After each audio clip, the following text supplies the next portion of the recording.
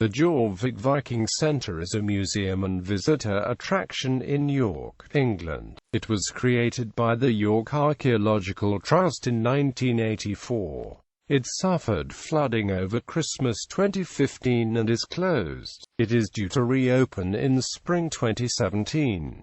Background: Cravens, a firm of confectioners, was founded in 1803. Cravens relocated from the factory in Coppergate in central York in 1966. Between 1976 and 1981, after the factory was demolished, and prior to the building of the Coppergate Shopping Centre, the York Archaeological Trust, a charity founded in 1972 by Peter Addyman, conducted extensive excavations in the area. Well-preserved remains of some of the timber buildings of the Viking city of Jorvik were discovered, along with workshops, fences, animal pens, privies, pits and wells, together with durable materials and artifacts of the time, such as pottery, metalwork and bones. Unusually, wood, leather, textiles, and plant and animal remains from the period around 900 AD were also discovered to be preserved in oxygen-deprived wet clay. In all, over 40,000 objects were recovered. The Trust recreated the excavated part of Jorvik on the site, peopled with figures, sounds and smells, as well as pigsties, fish market and latrines, with a view to bringing the Viking city fully to life using innovative interpretative methods. The Jorvik Viking Centre, which was designed by John Sunderland, opened in April 1984. Since its formation, the centre has had close to 20 million visitors. The centre today. In 2001, the centre was refurbished and enlarged at a cost of £5 million. A further investment of £1 million followed in February 2010.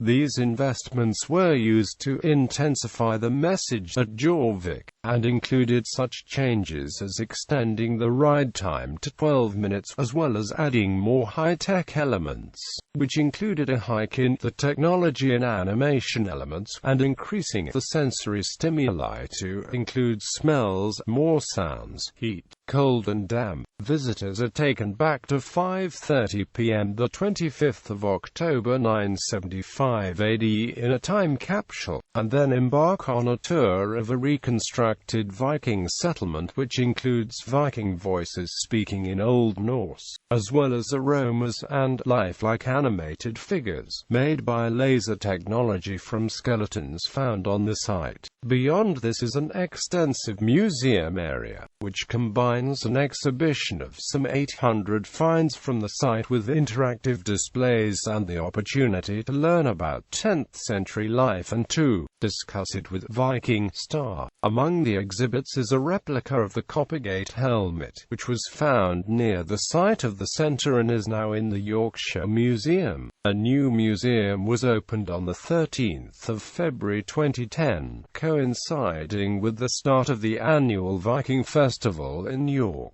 The centre contains new exhibitions and features. Jorvik Viking models Graham Ibison created the lifelike mannequins used in the Jorvik experience. At first, the faces of these mannequins were modelled from modern-day people. Through advances in facial reconstruction technology, 8 new mannequins have been modelled through this process, which uses a low-powered laser beam and a video camera. These recreations were based on skulls found in a Viking Age cemetery, although there is no guarantee that the skulls were Norse, and there is the possibility that they were Saxon. Viking Festival. The centre also organizes an annual Viking Festival that takes place in the second week of February. The festival is set up in tradition of an ancient Viking festival known as Jolablot. The festival includes combat reenactment involving volunteers from all over the world. Time warp experience. Jorvik Viking Centre is not billed as a museum but as an experience, this type of educational representation of the past. known as a time warp experience, has become increasingly popular with the creation of Jorvik. It inspired other such sites as the Canterbury Pilgrim's Way, where visitors can join Geoffrey Chaucer's pilgrimage. Flood damage. The centre was significantly affected by the flooding in northern England in December 2015, with extensive water damage to the building and exhibits. The most valuable Viking artifacts were moved to prevent damage. The museum is presently closed due to the flood damage and is due to reopen in spring 2017. Public response. The Jorvik Viking Centre has been called one of Britain's most popular attractions. The BBC spoke of the time warp experience as a new art form. Criticisms. The Jorvik Centre has been criticised as a pop-up book view of history, and its presentation of the past has been labelled Disney-like. Anthony Gaynor, one of the creators of the centre, responded by stating, "We're making history accessible and enjoyable to the general public. You can't do that if you wrap it in a lot of academic foliage." In late 2013 and early 2014, it was widely reported in English-language media outlets that Ragnarok, a series of cataclysmic events foretold in Norse mythology, would occur on the 22nd of February 2014.